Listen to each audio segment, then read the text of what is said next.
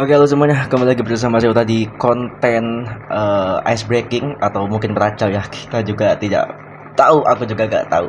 Tapi yang akan kita bahas pada episode kali ini adalah bagaimana kemudian MK atau kalau gak salah Dewan Etik MK ya kalau gak salah ya. Itu kemudian melakukan sidang gitu ke 9 hakim MK terkait putusan batas usia minimum capres dan cawapres yang waktu itu MK sudah ketuk palu gitu atau diputuskan gitu ya. Kemudian ada beberapa hal yang disorot gitu.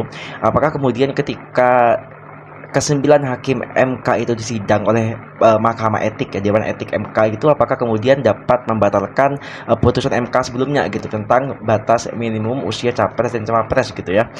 Sepertinya tidak akan gitu karena beberapa ahli teman-teman juga bisa baca di artikel-artikel ya, beberapa ahli hukum juga berpendapat bahwa sidang etik ini yang dilakukan oleh MK terhadap kesembilan hakim MK ini tidak akan mengubah situasi atau tidak akan mengubah keputusan yang telah MK putuskan waktu itu tentang batas minimum capres dan cawapres gitu ya.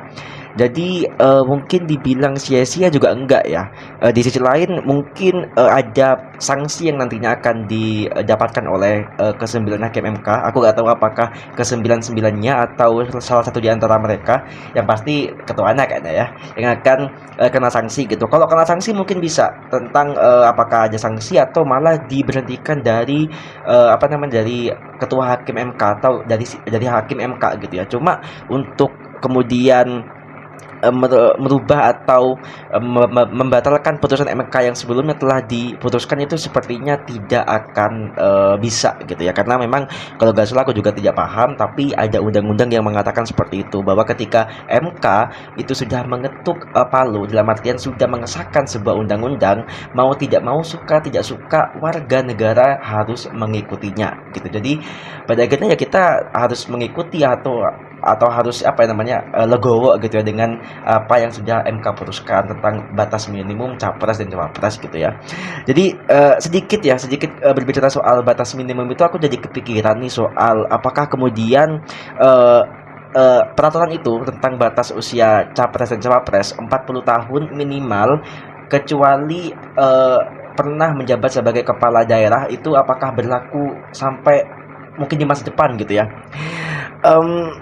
Aku agak sedikit pesimis bahwa keputusan itu akan berlaku di masa depan ya, mungkin 5 atau 10 tahun mendatang gitu, karena sepertinya sangat jarang sekali nanti kemudian aku nggak tahu ya, mungkin gini, mungkin di sisi lain keputusan itu atau undang-undang itu membuat para milenial, membuat anak-anak muda nih yang usianya mungkin under 40 gitu ya untuk berlomba-lomba menjadi kepala daerah gitu ya, kemudian untuk bisa maju sebagai capres dan cawapres di masa mendatang gitu ya. Tapi di sisi lain kayaknya agak susah sekali untuk memimpikan hal tersebut karena kan jarang banget ya kayaknya kepala daerah sekarang yang usianya under 40 gitu ya, usia-usia 35, 32 atau mungkin dapat 38 gitu, kayaknya jarang banget ya.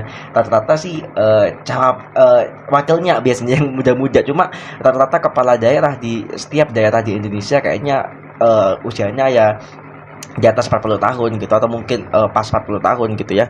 Jadi kayaknya undang-undang ini memang pada akhirnya dikhususkan untuk dalam konteks ini untuk satu anak presiden untuk memutuskan jalannya, dan aku sangat pesimis sekali apakah kemudian undang-undang ini bisa digunakan. Mungkin bisa, tapi kemungkinannya kecil sekali bisa terrealisasi ke depan gitu ya. Jadi kayak kalau kita mengharapkan ada Gibran lain di masa depan tuh kayaknya agak mustahil gitu ya, melihat situasi dan kondisi politik yang memang pada saat ini dibentuk sedemikian rupa untuk bisa memajukan salah satu orang gitu ya. Jadi ya kita sebagai masyarakat Indonesia, sebagai masyarakat sipil hanya kayak gini aja nih, berkoar-koar doang gitu ya, menuntut ada ketidakadilan dalam dunia politik yang memang tidak adil kalau kita pikir-pikir ya. Jadi tidak ada yang bisa kita lakukan. Sidang etik MK juga tidak dapat mengubah apapun itu yang sudah diputuskan oleh MK sebelumnya. Jadi kita hanya bisa merelakan dan ikhlas terhadap situasi yang ada di kancah politik Indonesia di kali ini gitu ya. Ya mungkin singkat aja karena memang hanya itu yang ingin aku bahas dan komentari gitu ya. Jadi mungkin kita akan tunggu beberapa berita ke depan apakah ada perubahan lain yang perlu di follow up atau perlu dibahas, nanti kita akan bahas. Kalau begitu, aku Uta, mohon pamit undur diri, bye bye semuanya.